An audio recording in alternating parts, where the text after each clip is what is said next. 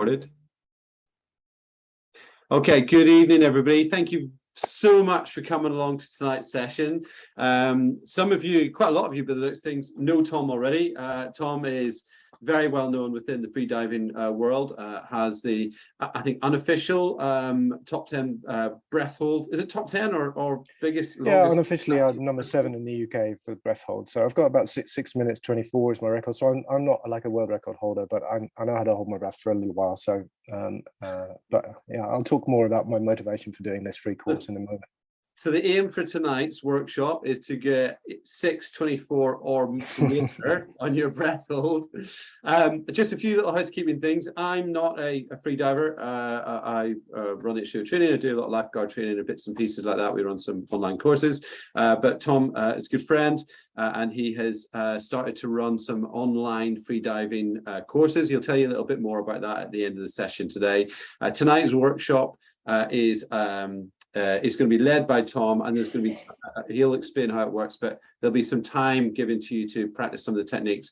From a housekeeping perspective, there are 2 buttons at the bottom of your screen if you're on a computer. If you're on an iPad or something, it might be different, but one is a chat and one is a Q&A. So now we've got the chat working. What I'd like you to do is please feel free to use the chat as you would in any environment. You would chat to other people, all the rest of it. But if you've got a specific question, if you can put it in the Q&A, because the chat tends to get quite rapid, please put it in the Q&A. I'll be following those, and then periodically, when we get the appropriate moment, I'll ask Tom any questions on your behalf. Because this is a webinar, you won't appear on the screen, but because we've got 170 people registered for the session tonight, it's too many people to have as a meeting, so that's why it's a webinar. But please do ask your questions. If we can't answer them during the session tonight, we'll do our best to answer them via social media or direct message afterwards. At the end of this, I'll send you a link to the recording, and there'll also be a special discount if anybody would like to join Tom's next course, which is starting in October. I'll send you all the details of that through. It's a 4-week course on freediving. That's enough for me, and I'll hand you over to Tom. Amazing, thank you so much, Steve. I'm gonna. Oh, you need to enable screen sharing as well. So it's for me, if you could. So yeah, my motivation, folks, for running this course is well, I spent about 20 years doing freediving totally wrong. I didn't go on any training courses, and I didn't do any official training, but I did go deep snorkeling with my wife and kind of freediving for a long time.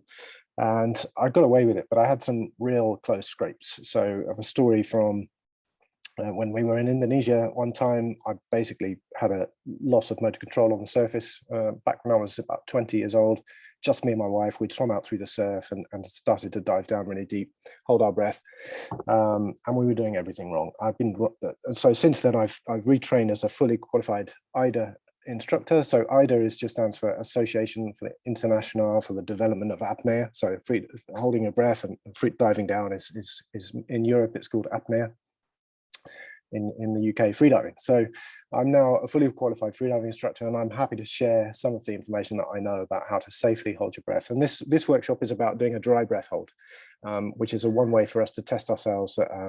If you want to learn how to do an in-water breath hold, if you're new to freediving, then I cover this on my freediving 101 course, which I'll talk to you a bit more about in a bit. So yeah, without further ado, I've got some slides to share with you.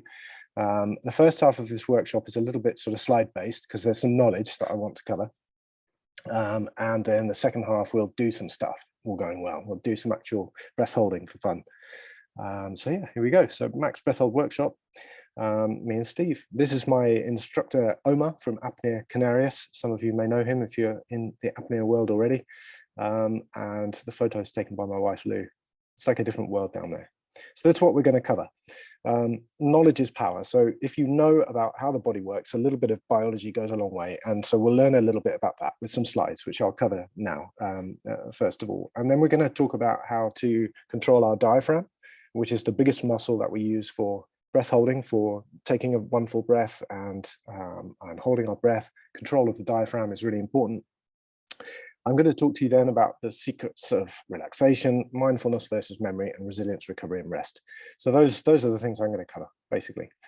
So a little bit about me. I'm an IDA instructor, as I said. I live on my boat full time. I'm out here in Martinique in the Caribbean, having sailed here from the UK. And this is a great skill for sailors, actually, to be able to hold their breath, check the anchor, as well as for lifeguards, people who go surfing, people who go whitewater kayaking, stand-up paddleboarding in whitewater, anyone who's on the water. If you're here for that reason, hopefully this workshop will be worthwhile. And I used to work doing various other things before I set off on this big adventure. So a couple of quick pictures of where we are. We're on this boat. And we started off in Pembrokeshire, which is fantastic for wildlife. And all of these photos are taken by my wife, Lou, who does a presentation on the full freediving course, which I'll talk to you about in a bit. And this is perhaps one of the best days out. So this is why we do it. For me, this is my reason, is to practice my breath holding, get better at breath holding, so that when I do get to do something incredible, like see a turtle or free dive on the pier here in Dominica, this was a pretty amazing free dive. It means that you can just spend more time down there enjoying yourself, So knowledge is power. So first of all, I wanted to talk to you about hyperventilation and why we don't do hyperventilation. This is the thing I was doing wrong. Okay, this is why I nearly died in Indonesia. And also, that basically this is the thing you shouldn't do. So basically, hyperventilation is not the classic kind of breathing in really fast, like Wim Hof type thing. It's just any breathing more air than needed to maintain a neutral level of CO2. So that's carbon dioxide. So the first thing to know about this is that breathing more doesn't store more oxygen. If you were to put a little oximeter on my finger, which measures the level of oxygen in the blood at any time, even if I was asleep, it would measure between 96 and 99% oxygen in my blood at any time. Even when I'm asleep, when I'm not breathing much at all, just super relaxed, we have the full of oxygen, pretty much, mostly up 98, 99% of oxygen. So if that was a car, then it's totally full of fuel, right? It's totally full of diesel or petrol or whatever. And if you hyperventilate, it's essentially trying to put more fuel in. You can't. You're full of oxygen, pretty much. But what it does do is it reduces CO2. It reduces carbon dioxide, and I'll talk to you about this in a minute. So I'm going to get a bit technical with a couple of slides, but bear with me. So it delays the signals, and we want the rising CO2, the rising carbon dioxide, because that gives us the urge to breathe, and it tells us where we are in our breath hold. We want to feel the urge to breathe, and we want to even go as far as to feeling contractions when we're holding our breath. And so hyperventilation is not good because it delays those signals of the rising CO2. It obviously raises your heart rate. This is an obvious one. Just think about it. If you're breathing more than normal, then your heart rate goes up. And that means you're going to be pumping blood quicker and using more oxygen. And it reduces blood flow to the brain. In the blue circle here, increased heart rate. Yellow circle reduces carbon dioxide levels, which I'll talk to about in a bit with some graphs.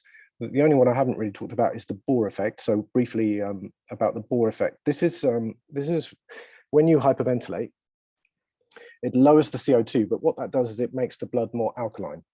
Okay, so if you're breathing more than normal, even just a little bit more than normal, you're making your blood more alkaline. And what that does to the blood is it makes the bond, between the hemoglobin and the O2 stronger. So effectively, the blood doesn't want to let the oxygen out of the blood into the organs where we need it. And so it basically hobbles you. It makes it worse. If you hyperventilate, then this Bohr effect becomes a thing. And as it says here, as a consequence, the oxygen in the blood is less likely to be released into the tissues and into the organs, which is not good. So all round hyperventilation is not good. So let's look at that as a really simple graph. And basically, this is a good normal breath hold where we haven't hyperventilated.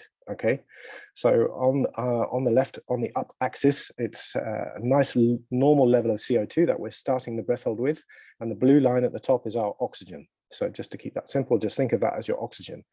And as you hold your breath, the time is along the bottom. You're holding your breath, holding your breath, holding your breath.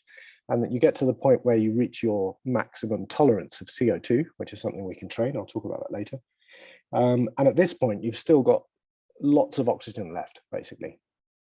and you're still conscious, and your breath hold ends because the breath holding, you've started to get contractions, it started to feel uncomfortable, the urge to breathe has become too strong, your mind game has been lost, and you go, and you need to breathe. Okay, so, but this is a good breath hold because you're stopping way before you run out of oxygen. Okay, so this is what it looks like if we hyperventilate. Notice that between the two graphs here, the oxygen is the same because we're not going to add any more, maybe 1%, but you're not going to add much more oxygen if you hyperventilate.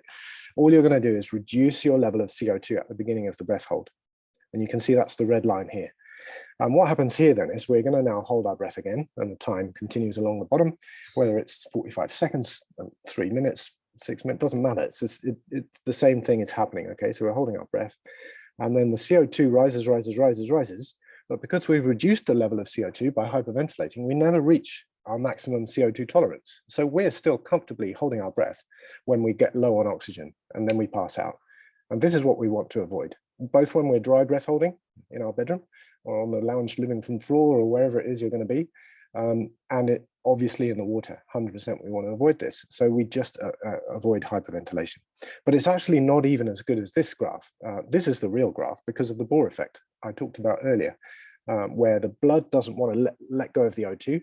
So actually the oxygen level is going to drop quicker because we can't use that oxygen that's in our blood because of the Bohr effect, because we hyperventilated. Therefore, you're going to hit that blackout much, much earlier. And we absolutely want to avoid that. In freediving, you might have seen, if you've watched YouTube competitions in freediving, and yes, when people are pushing world records, maybe they're going to have a little wobble or a blackout. But the vast majority of us freedivers, we avoid it, absolutely avoid pushing ourselves to this point. And the only time we really train our long maximum breath hold is dry, and if we are with a trained buddy in the water. So yeah, so that's where we are. So we're going to talk about the freediving breathing cycle, and I'm going to focus today mostly on relaxation and one full breath, what that means. And on the full freediving 101 course, which is just a 4-hour course, one hour a week, every week, I cover the rest of it. So, but today we're going to do relaxation, one full breath, and a little bit on breath hold and recovery breathing. So first of all, let's look at that. So that's so we start with the green. We start with relaxation. I want you to watch this video. Hopefully this will work. And it's a 2-minute video. And Lou here is going to show you the 2 phases of the one full breath. And she's going to initially show you. She's going to show you 3 things I want you to watch: the belly breathing, which is where we try and breathe first into our bellies, which, of course, we're not breathing into our bellies. We're just allowing our bellies to rise up so that our lungs can move down into the belly. And this is what I'm going to get you to have a go at in a bit. And then she's going to stop. We're going to fast forward that. And then she's going to stop and do chest breathing. And so you can see the 2 sort of halves of the breath that we call one full breath. And then she's going to do recovery breathing. So I just want you to watch and learn, and then we'll go through this, and hopefully this will play. There may or may not be sound, but that doesn't matter if there's any sound or not.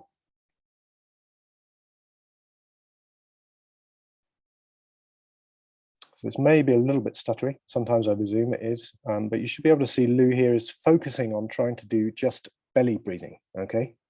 Just belly breathing. So the belly's going gently up and down, and she's not breathing with the chest. She's allowing the diaphragm to move down into her belly area, and she's got one hand on her belly to feel that. And if you speed it up, you can really clearly see that she's just doing what we call belly breathing, okay? And this is a wonderful way to breathe very relaxed. Well, you know, when you're doing your one full breath, you want to breathe first into the belly and then into the chest. But this is chest breathing.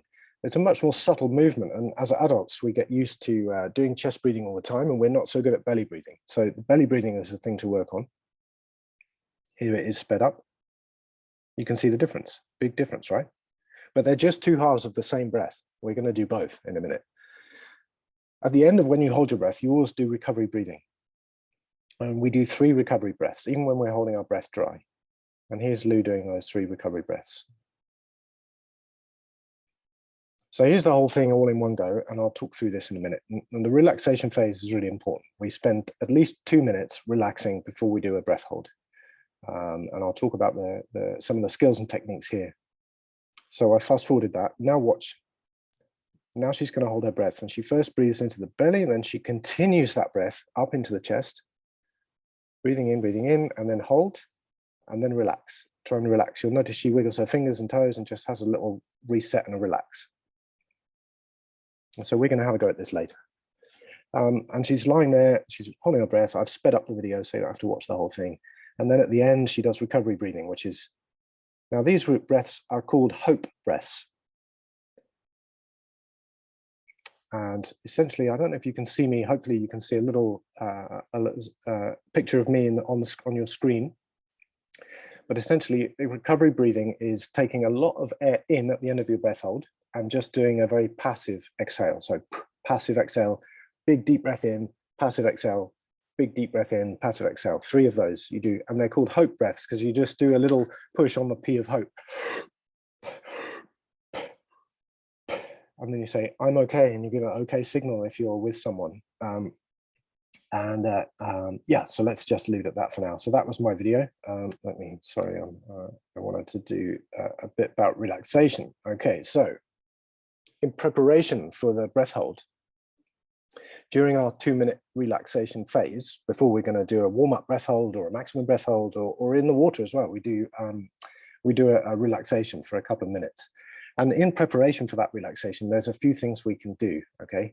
And one of the things is we can think about our body position. Obviously, you guys, hopefully you'll have a go in a minute, you'll be lying down on the floor, and your body position should be on your back with your palms up, arms by your side. If you're checking your belly breathing, you might have one hand on your belly, one hand on your chest to start with, but we'll go through that. But if you're holding your breath, you want to be super relaxed, lying on a rug, some surface that you can't fall off, and your body position should be arms by your side with your hands by your side next to your hips, palm sort of up in a very relaxed body position. Maybe tuck your head slightly and then relax again, because we tend to tilt our head too far back, and just check in, have a good check in. Pandiculation. Now, this is a little secret that I brought with me from something else. I used to have really chronic back pain, and learning how to do pandiculation was something that really, really helped me with my back pain. And I can't teach you it in its entirety, but I can teach you it in a nutshell what it is. Pandiculation is, well, we see cats and dogs do it a lot. So when they wake up in the morning, they have a little stretch. You know, you see a cat does a stretch, and then it goes about its day. But then a few half an hour, 40 minutes later, the cat will do it again. The dog will do it again. It'll lie down, it'll have a stretch, you know, and then off it goes again, and it'll keep doing it all day. You know, humans, we sometimes have a stretch in the morning, put a bit more tension into our muscles, and then we relax. And that is essentially pandiculation. But we don't do that the rest of the day. We just forget about it unless we have a yawn or something. But generally, it's not part of our daily practice. And my key thing is to say to you is that if you can make it part of your daily practice, then that's really important. And there's a way of doing it as well, which this active somatic teacher taught me, which is really key. And you can have a little go. Just if you're sitting there, you don't need to move from your screen. Just have a just a little check-in. Make sure you're sitting nicely. And I want you to try and just put a bit more tension just into your shoulders. So lift your shoulders up like this, just a little bit up in the air. It doesn't need to be really extreme. Just add a bit of tension, tense those muscles around your shoulders. And now I want you to relax your shoulders, but I want you to do it millimeter by millimeter, literally tiny, tiny bits. Relax, relax, relax, very, very slowly, and go super slowly. And whilst you're doing that, if you can, notice if there's any, as you're coming down, notice if there's any little jolts, little jumps in the muscles. If that happens, then come back up through that little jolt and try and get control of that muscle as you relax. And this is absolutely key. Until you can do this, and it's going to take you maybe 30, 40 seconds just to bring those shoulders down. The more jumps you have, the more you have to go back up through those jumps and just slowly relax through. What we're actually doing here is we're rewiring the myelin in our brains to take control of those big shoulder muscles and learn to relax them fully as we go down. So it's the equivalent of doing a stretch and then just slowly relaxing out of that stretch. And we can do this in preparation for our breath hold. We can do it in the water as well. If you're going freediving, if you're going on a course, I should say as well that I'm a freediving instructor, and you'll always hear this from me. If you're going to go freediving, you must always go with a buddy, and you must always take a float with you, someone who's equally experienced as you. And you should really learn about how to rescue people, how to look after people and stay safe. And that's really what my Freediving 101 course is all about, is giving you that knowledge. If you're not able to get to an IDA 1 or an IDA 2 course, is giving that knowledge out in a really short, sort of succinct bundle of knowledge over 4 hours over a 4-week period. Anyway, yeah, so body scan is another thing you can do in preparation. So you can, as you're lying there on the floor, which we're going to do in a bit, you can take your mind, only your mind, and just think about your right little toe. Think about the outside edge of it and then work your way around the toenail into the gap between your next little toe and go around that one. And just work your way around the toes mentally, and just notice if there's any sensations. Can you relax them more? And work your way up to your ankle, your shin, your knee, your thigh, and your other leg, and all the way down the other leg, and then through your back. If you've got any pain, acknowledge it. You know, if you suffer from chronic pain like I used to, I don't so much anymore because of this amazing pandiculation thing. Then you can, you know, what you can do a pandiculation. You can add a little bit of tension in there, and then try and super slowly relax it. But with the body scan, just acknowledge that it's there. Be at peace with that and move on to the next period. And when you get up to the shoulders and stuff, try and relax the shoulders, try and relax the eyeballs, let them drop back into the eye sockets. If you've done any yoga, then you know this all makes perfect sense to you because you'll have done it at the end of your practice. But this is new to some of you perhaps, and it's just doing this body scan, checking in with yourself. Am I really relaxed? And this is really the key, ladies and gentlemen, about holding your breath for a long time. Is about being able to relax. Okay, it's literally like there's a scale of 1 to 10 on how good you can get at relaxing. And the closer you are to a 10, the closer you're going to be to having your maximum possible breath hold for your body shape, type, all the rest of it. And yeah, the other thing, I call it neap tide breathing. Okay, and this is about making sure that your breathing during the relaxation phase is very much something you forget about. And again, I'm a proponent of not thinking about your breathing. Some either instructors might teach you to go in for 5, out for 10. I forget all that. But for me, that's hyperventilating, honestly. So I always teach just to try and have a nice memory, think about something else, and do like tidal breathing, but neap tide. Just forget about your breathing. Your breathing should be happening naturally and normally. And that is topping up your oxygen levels just right. And you're not hyperventilating. So just forget about your breathing. Okay, what can we do during the breath hold? Well, we can revisit the body scan after we've taken our 1 full breath into the belly, into the chest, hold, and then we can relax. And then we can do another body scan, make sure that we haven't added tension into the shoulders, which is a common thing, or the eyeballs or the jaw, and the lips, the mouth, the tongue. You know, can we relax any of those muscles? Because they're using oxygen. We can remember our knowledge that we've learned. And this is about knowing that, knowing that we've not hyperventilated. When we get the urge to breathe, okay, this is part of our knowledge base. When we get the urge to breathe, we can just breathe again, or we can safely, if we haven't hyperventilated, push on through that urge to breathe. And then there begins the mind game. But our oxygen levels are still good, okay, when we get the first urge to breathe. And we then have to try and continue to hold our breath and continue to manage the mind game and just relax. And anytime that your mind tells you, you must breathe, you must breathe, you must breathe, and it can get really strong, there are various methods to try and relax your body to continue to hold your breath. Now, if you keep going for long enough, you're going to get something called a contraction. Now, when I say that, you're probably thinking like childbirth or something, but a contraction is just a movement of an involuntary movement of the diaphragm, where you're still holding your breath and the diaphragm starts to move by itself. It's almost like your body starts to try and breathe. And as a rule of thumb with free diving, when you get your first contraction, okay, so this might be a minute, might be a minute and a half, might be 2 minutes. For me, it's nearer to 3 minutes because I've trained. When you get your first contraction, you're actually only halfway through your breath hold in terms of your usage of your oxygen, as a rule of thumb. Okay, in terms of, and this is doing a maximum attempt dry, we're talking about. So if you start to get that feeling like, oh, I think I had a contraction, oh, that's one, there's definitely another one there. This is something that we can measure and we can say, all right, okay, I've had my first contraction. I can continue to hold for some time.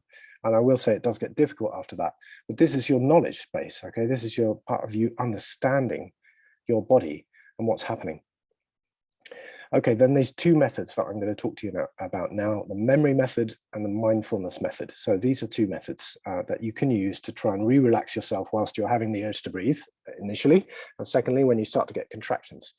For me, I use the memory method. And what this simply is just allowing a memory, a nice memory to come into my head. And it doesn't take long for that to happen. Whilst I'm holding my breath, I'm holding my breath, and I just try and think back through my past to certain times, maybe a nice holiday with family or friends, or an amazing day out freediving with my wife, or some other nice thing that happened. And it could be a person as well. It could be a specific person who's a friend.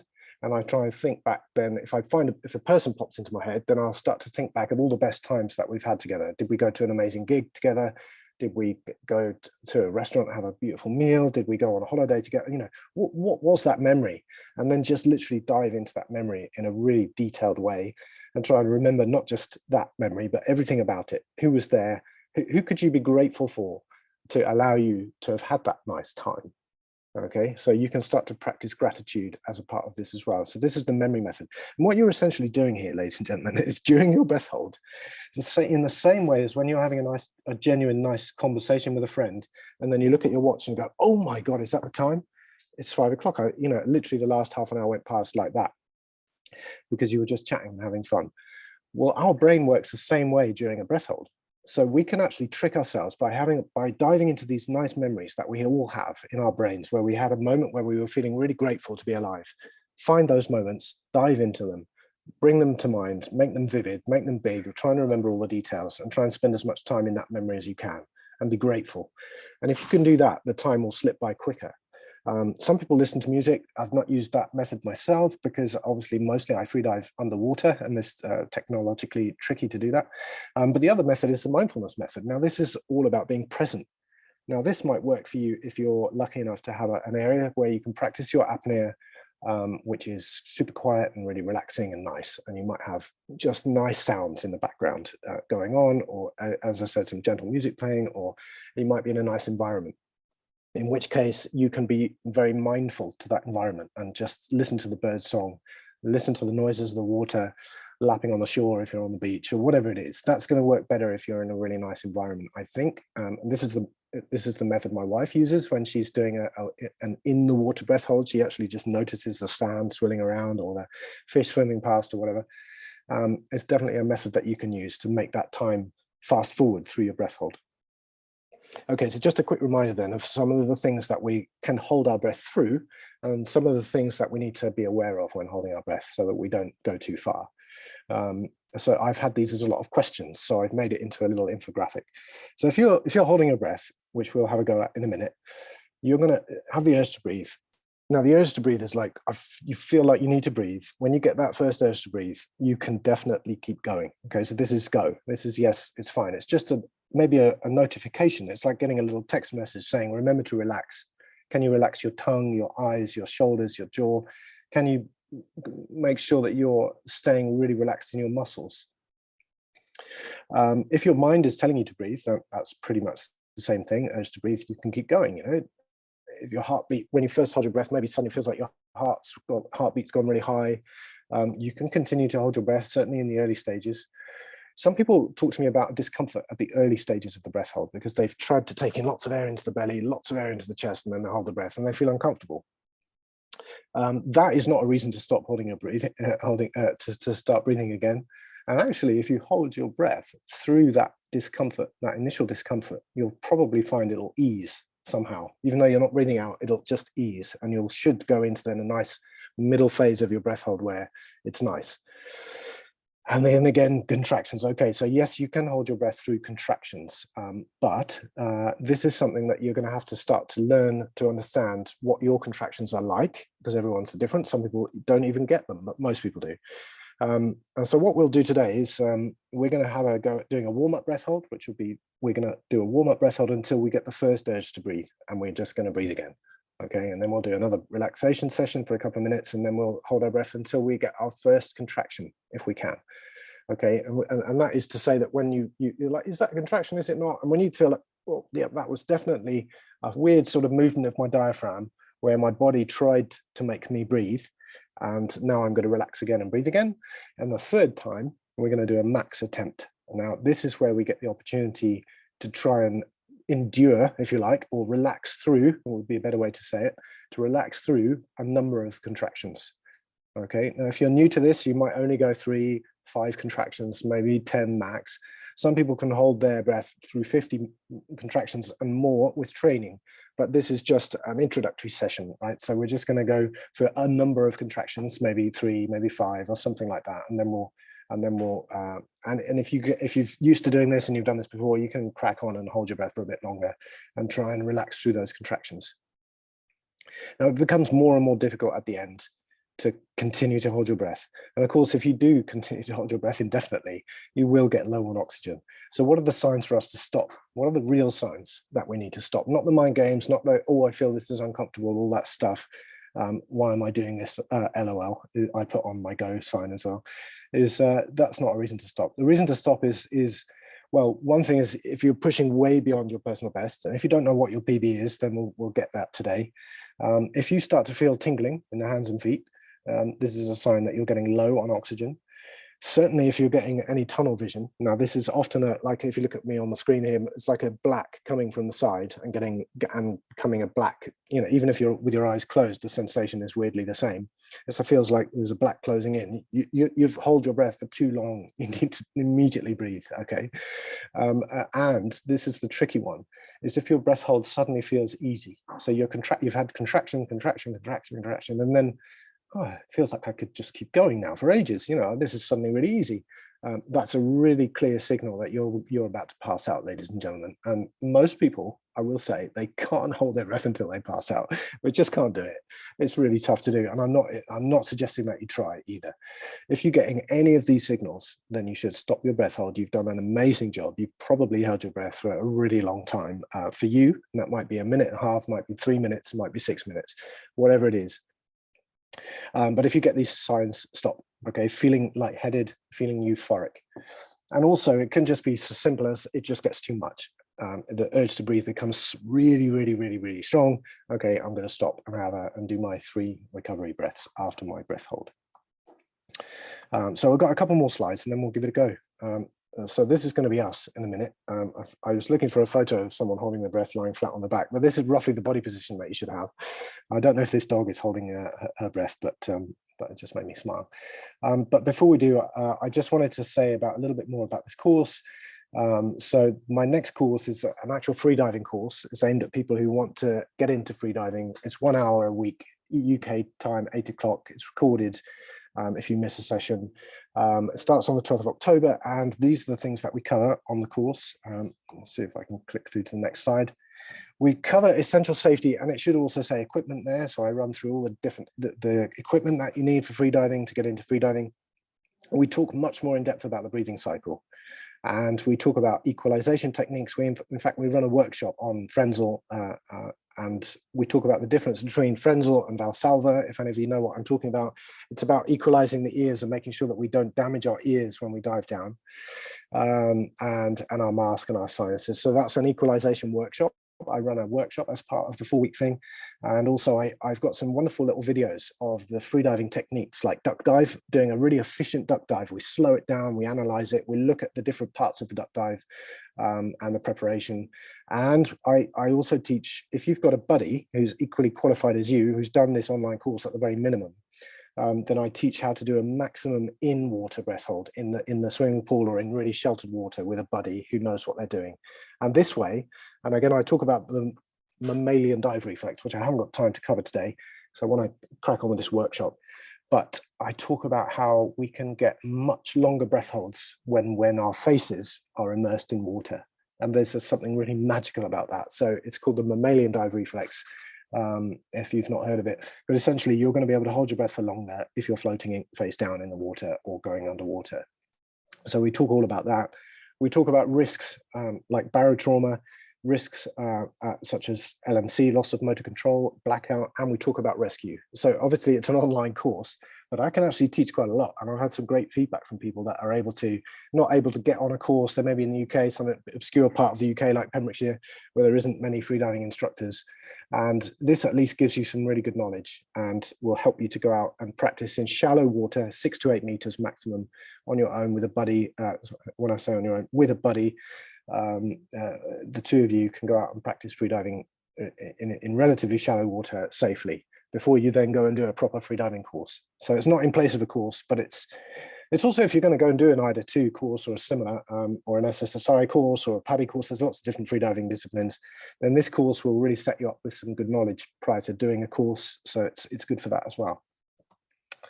And on the last week, we also have a slideshow from my wife, who's got an amazing sort of set of images, and more amazing really is her knowledge about all these different creatures that you might encounter in the marine environment. So she talks about that and gives a slideshow. She's a professional photographer, writes for Oceanographic magazine, and she's written a book called Wondrous British Marine Life.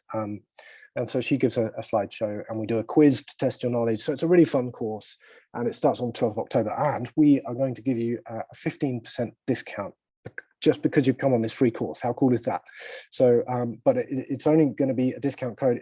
The course is 40 quid normally, which I think is a bargain for a 4-week course.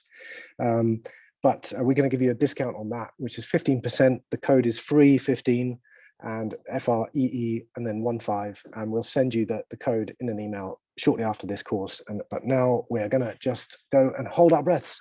So ladies and gentlemen, I'm going to stop this slideshow. I'll be full size on the screen, so you can get up and have a little wander around, get yourself relaxed and feeling ready. And in a minute, we are going to have a little go at holding our breath. So what we're going to do, I'm going to stop sharing my screen. Just whilst you're getting yourselves ready, hopefully you can still hear me. You just need to be able to hear me. Probably you don't have to be able to see me, but I'm going to talk us through doing a warm-up breath hold, a second warm-up breath hold, and then doing a max attempt. Now, if you've got someone in the room with you who can time you for your max attempt, then great. But if you're on your own, it is safe to do this as long as you don't have any pre-existing medical conditions that are going to be a problem for you. You ticked a box on the thing when you signed up, so hopefully you look after yourself. If you should be fit and well and ready to do this. And the other thing you need is to be lying on a surface which you can't fall off. So get yourself on a rug on the floor, or in a if you're on a couch, make sure you can't fall off. Okay, so you want to be comfy. Lie on your back with your palms in the air. So go do that now. Get yourselves on the floor. Like, the more you put into this, the more you're going to get out of it. So go and do that now. Get yourselves lying down. And Steve, any questions? Are we? Hey, wow, people from Sydney, from Germany. It's so super nice. Oh, the video is working well. Well done, Steve. That's great. We've had a question through from William. Yes, I do think of memories underwater, William.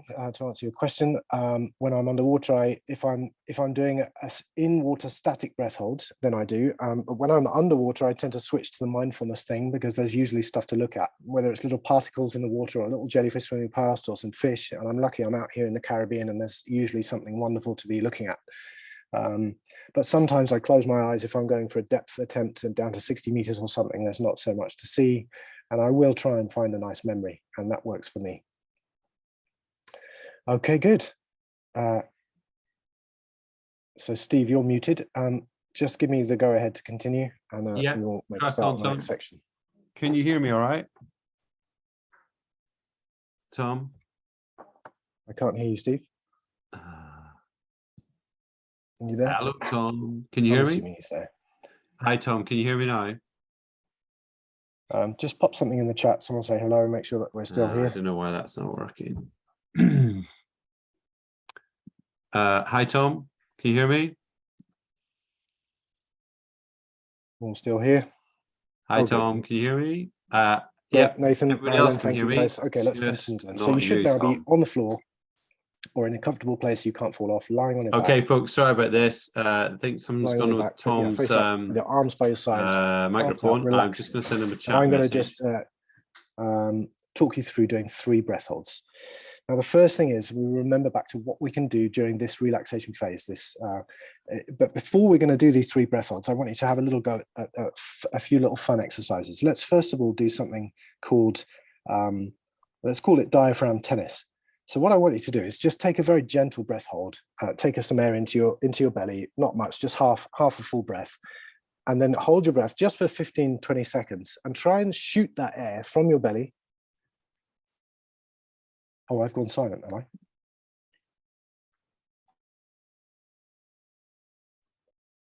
Can you hear me now?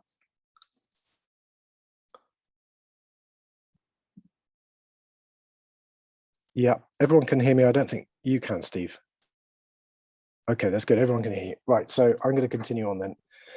Okay, so whilst we're lying here, so let go of that breath if you're still holding, right? Let's try again. So we're going to take a breath, half a full breath. And what we're going to try and do before you do it is we're going to try and hold our breath only for 10, 15 seconds. And we're just going to try and physically shoot that air up into the top area of our lungs and then back into our bellies and then back up into our lungs. Now, this might not make much sense, but you're going to hold your breath and then shoot that air from your belly up into your chest and back into your belly. So just have a go at that, and try and do it without involving your shoulders and without involving your muscles of your neck and your eyes and your tongue, and just try and have, and then just breathe out again. Anytime you need to breathe, just breathe, and just have another go. Now, then we'll just try and do it again. So you're going to take a nice a good full breath in and hold, and just this time try and shoot the air up into the top left of your chest and then back down to the bottom right of your belly, and up into the top right of your chest, back down to the bottom left of your belly. And I want you to see that they've got this great big cavity of inside of our bodies where the air can move around. Okay, and you can relax and let that air out. Hopefully that works for you. I call it diaphragm tennis. But it starts to show you that you've got this control of your diaphragm that can push air either down into your belly or up into the top of your chest, even up into the area where your shoulder blades are. So now we're going to have a little go at belly breathing. So I want to teach you physically the little belly breathing and the chest breathing and then the recovery breathing. So what I want you to do is put one hand on your belly and one hand on your chest. Okay, so one hand on your belly, one hand on your chest. And I want you to just be relaxed. And I want you to accentuate your belly breathing. So don't breathe any air into your chest. Just try and lift up the hand, in effect, with your breath that's on your belly. So that is to say, you relax your hand on your belly and you breathe into your belly if you can, and try and feel that hand going up into the air and gently back down again. And just breathe slowly. And just have a go at belly breathing and not using your chest. And this is something that, again, at any stage during these breathing exercises, you can keep going, but at any stage, if you feel dizzy, if you feel like your lips are buzzing, then you're hyperventilating, you're breathing too much. Just stop breathing and relax and wait for that sensation to go away. So stop breathing with your belly. And now we're going to try and isolate the chest. So now we're not going to be breathing into the chest. We're going to just gently take in some nice, fairly full breaths slowly into the chest and let the chest really rise. If you can, you should be able to feel it. If you were here in person, I would get you to make noises, but on your own, you can just do this. So breathing into the chest and letting it fall down again. And hopefully you can really feel the difference between the two. But of course, as I said, they're two halves of the same thing. So when we take our one full breath, we essentially fill our bottom of our belly, kind of do our belly breathe, and then we continue to take in air into our chest, and then we hold. And this is going to fill up our body cavity with as much air as we can fill. Okay, so relax, don't do anything, don't do anything special. And now I want you to just have a go at doing these recovery breaths. So have a little go. And if you've got people with you in the room, just be as silly as you need to. Just go for it. As I said, the more you put into this, the more you'll get out of it. So recovery breaths is going to be, you're going to hold your breath just for 10, 15 seconds. And then you're going to let the breath out. And you're going to do a passive exhale. So just let the air out, come out passively. And then have a really wide mouth. And say, I'm okay. That's 3 recovery breaths. And they're quick succession. The focus is a big wide mouth, getting air in. And then they're doing a passive exhale. So letting the air out without forcing the air out, letting it just come out. And then get air in again fairly quickly. And then passively exhale, air in again, passively exhale, and then say, I'm okay. And what this does is if you have managed to hold your breath a really long time and your oxygen levels have got quite low, then this ensures at the end of your breath hold that you're going to get maximum air in, just to top up those oxygen levels as quickly as possible.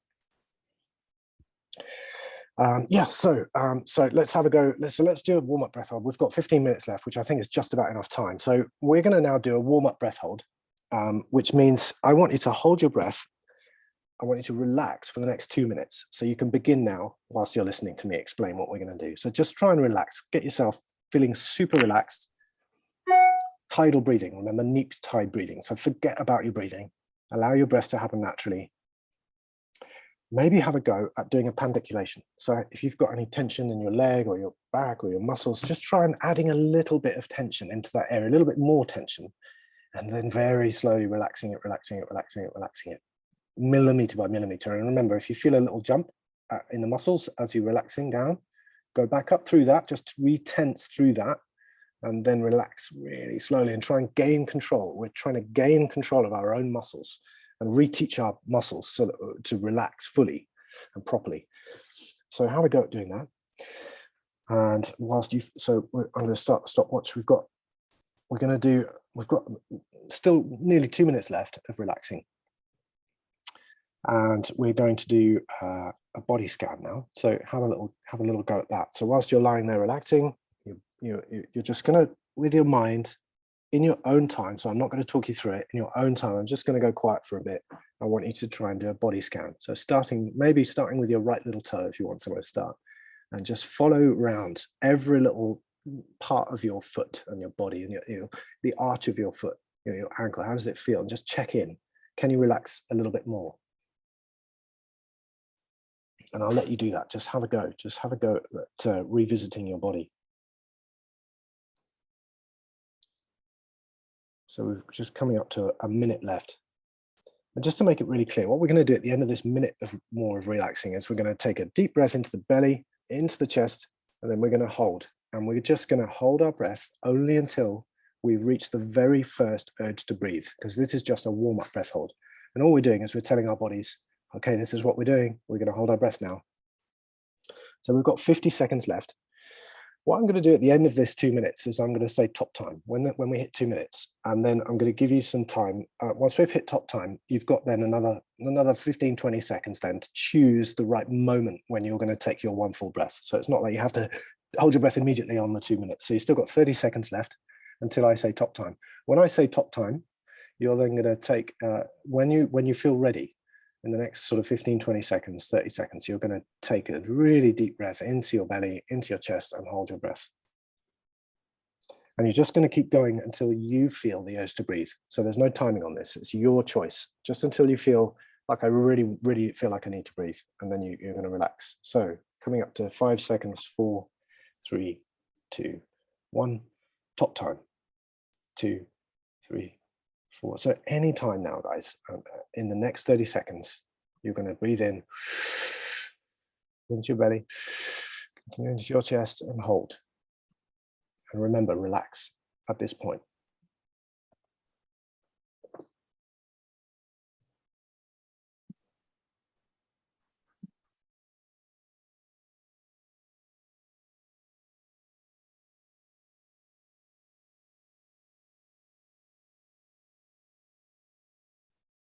Maybe you feel a bit uncomfortable at the beginning now, and that's okay.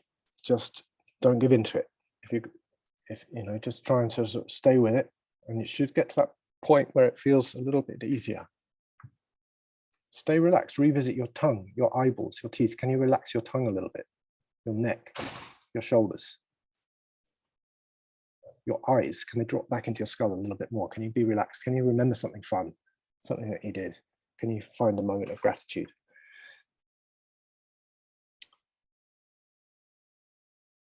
And the thing is about breath holding is it is a competition, but only against yourself. You've got to be honest with yourself.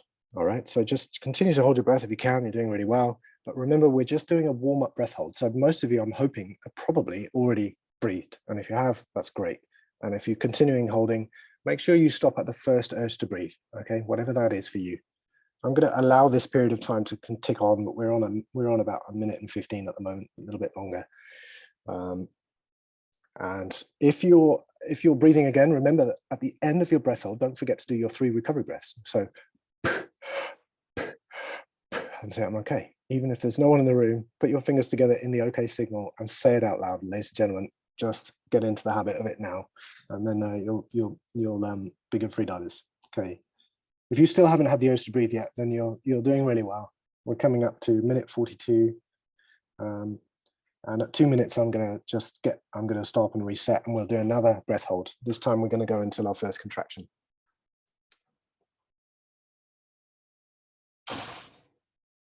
Okay, so 2 minutes. If you haven't already, just for the purposes of this workshop, just take your recovery breaths and back with us in the room, and we will reset the stopwatch. And just stay where you are. Don't change the thing. Okay, stay relaxed, lying on the floor.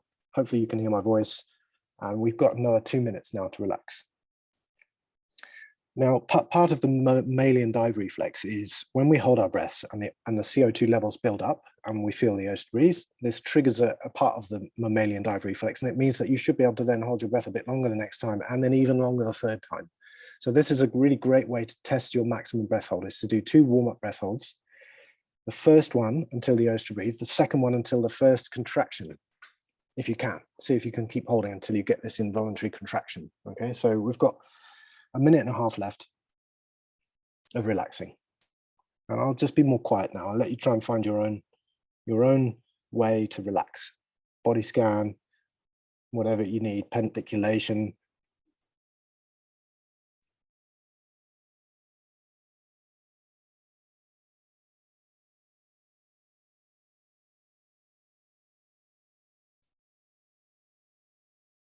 I don't know where you are in the world, but when I'm holding my breath, I always feel grateful, massive gratitude that I'm able to do this, that I'm thinking forwards to a time when I'm going to be able to get in the water, go snorkeling or whatever it is. And just let your body fill with that gratitude that we're in a position to do this. We've got 40 seconds left until top time.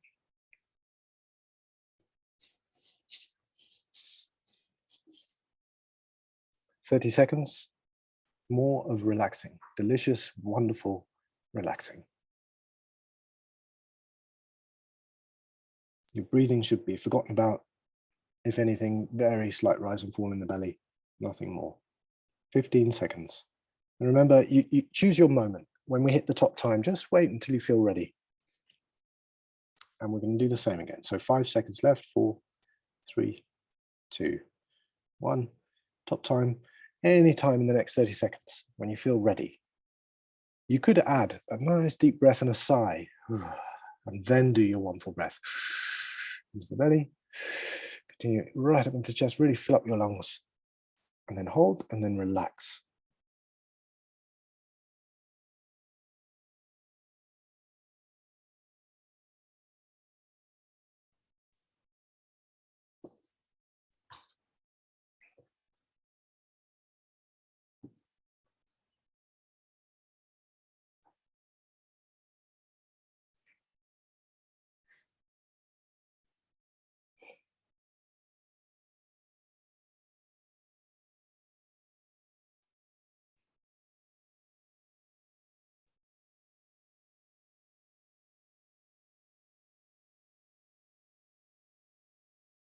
You're doing really well, guys. Keep holding. It's 30 seconds past already.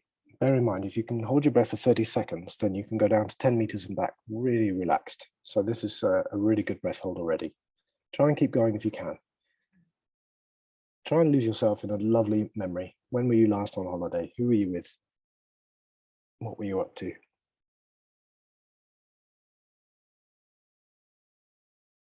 Try and relax. You know, can you relax your teeth? Sounds weird, but can you do it? Can you relax your tongue, your ears, your perineum? I'm trying to make you laugh, but you know, anything that you can, just super relaxed. And try and notice what your body's doing. Is your mind telling you to breathe? You can ignore that. That's not a signal for you to stop. You can ignore that because we're trying to go until the first contraction, remember? But try and keep holding. Just be curious. Have that knowledge, have that security in that knowledge that an IDA instructor is telling you to keep going until you get your first contraction. Now, the contraction can be very gentle at first. Try and relax through it. And as soon as you feel like that is definitely a contraction, then breathe again. Okay, and remember to do your 3 recovery breaths. Give your toes and fingers a wiggle, and just start the relaxation phase. We're going to do 1 more breath hold, 1 more max breath hold. We're on a minute 50. And that was with a 20, I started the watch after 20-second top time, so it's a little bit longer. 2 minutes. 2 minutes is an IDA level 2 breath hold. So if you're still holding your breath, ladies and gentlemen, you would pass IDA 2, and that's even without doing it in the water, which is much easier, of course, because you get a better mammalian dive reflex.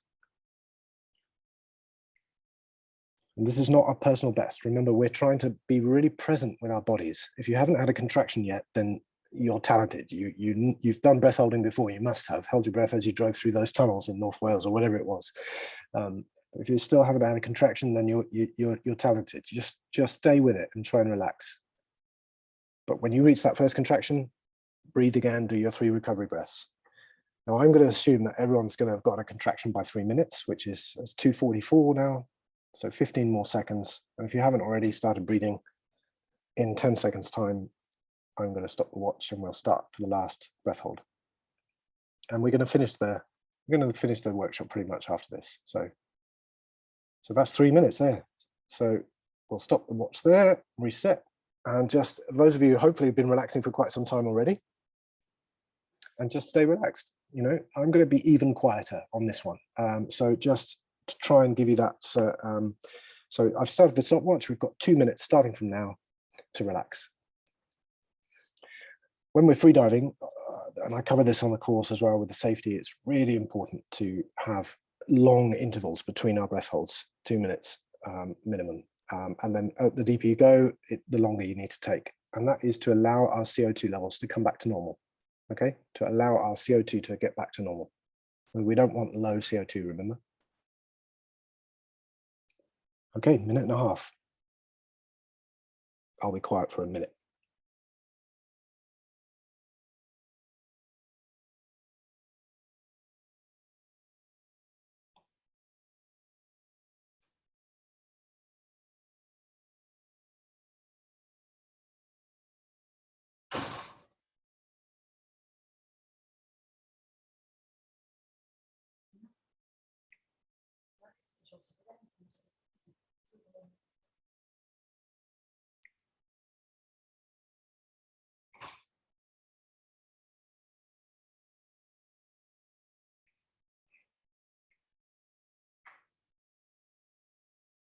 Hopefully you're enjoying this relaxation period. It's a really nice thing to do, I think. Now this time we're going to go for a max, okay? We've got just coming up to 30 seconds left until top time. So stay super relaxed. The more you relax, the longer you'll be able to hold your breath comfortably. And this time we're going to continue through a few contractions. Up to you to decide. Try and keep going until you remember when you reach your first contraction, you're roughly halfway through your possible breath hold. And this is just an intro workshop, so maybe 5-10 contractions and then do your 3 recovery breaths. And I'll call out the times as we go. So we've got 10 seconds left until top time. So take a really nice deep breath this time. We're going to go for a max breath hold. Top time.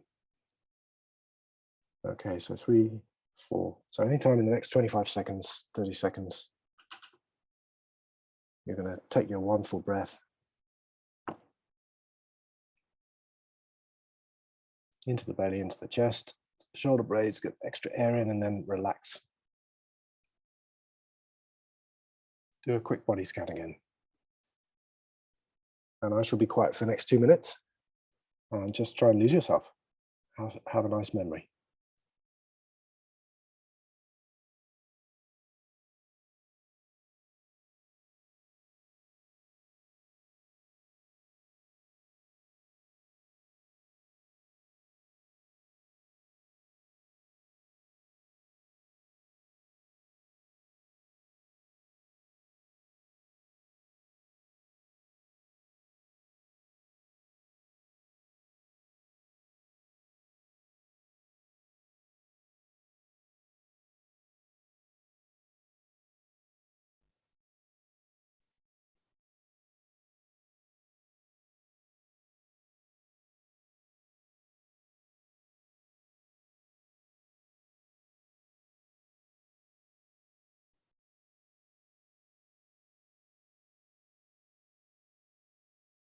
You're doing really well, folks. That's 1 minute and 15 gone.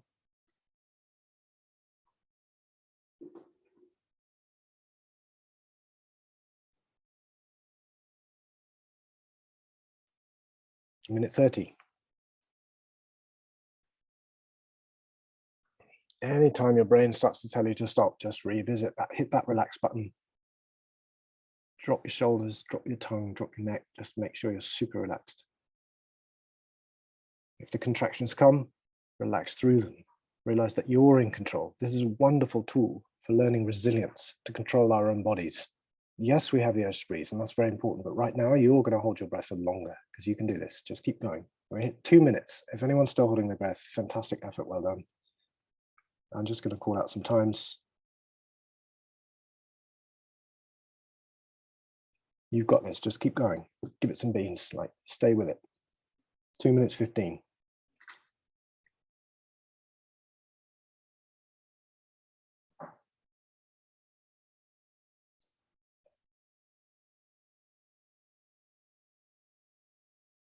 Two minutes 30.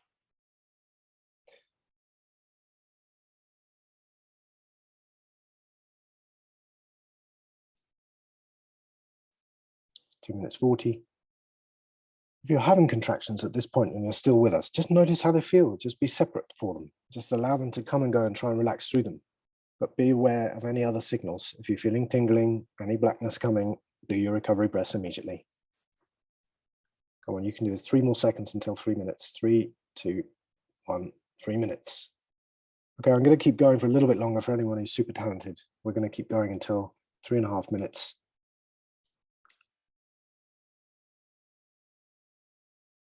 3 minutes 15. If you're still with us, then you're doing super, super well. It's really tricky to hold your breath for this long dry. It's much easier when you're with a buddy in the water. So let yourself off the hook. Have your recovery breaths if you need to. Just coming up to 3.5 minutes now. 3 minutes and 30 seconds.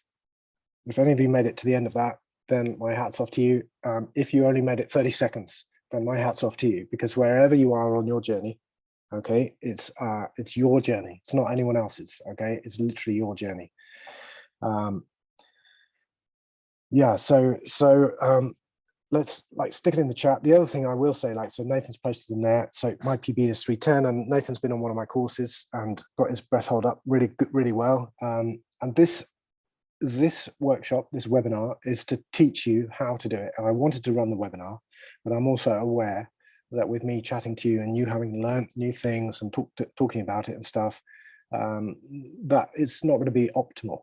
And now you at least know what you should be doing. You should be doing it your recovery breaths after every breath hold. You should be taking time in between your breath holds, and you should be not hyperventilating before you hold your breath. So now you've got some knowledge, So that's good. So pop in the chat if you've got any questions. We're sort of coming to the end of the recording, really. So I'm going to, I think I'm just going to hand over to Steve. There was a question, I think was Marilyn asked, what's the youngest that people can do the practical freedive course?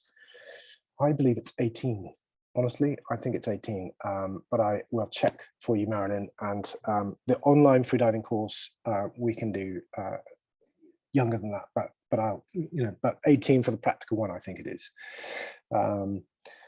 Any other questions, Steve? Yes, Tom, Emma was just asking, when you hold your breath, would you close your throat? Strange that I can't hear you, Steve. So can you hear me? Yeah, I can, yeah. Okay. Can you hear me now? Oh yeah, I think it must be a headphone thing, because I can hear you through the No, hang on a second. Right. So I can hear you then. Any more questions then, Steve? You know? All good? Okay, can you hear me now, Tom? Yes, I can. I just had another question. During the relaxation, should I breathe through my nose or my mouth? Now, during the relaxation phase, when you're dry breath holding, through your nose. Hey, 1 minute 35 is great, Marilyn. But let me continue with this question to you, Lee. You should breathe through your nose during the relaxation phase, dry breath hold, or mouth. It doesn't really matter. In through the nose and then out through mouth or nose. It's really good to practice more nasal breathing than mouth breathing. However, think about this: when you're in the water, if you're getting into this breath holding business to go freediving, then you're going to be having a mask on, which is going to cover your nose during your relaxation phase.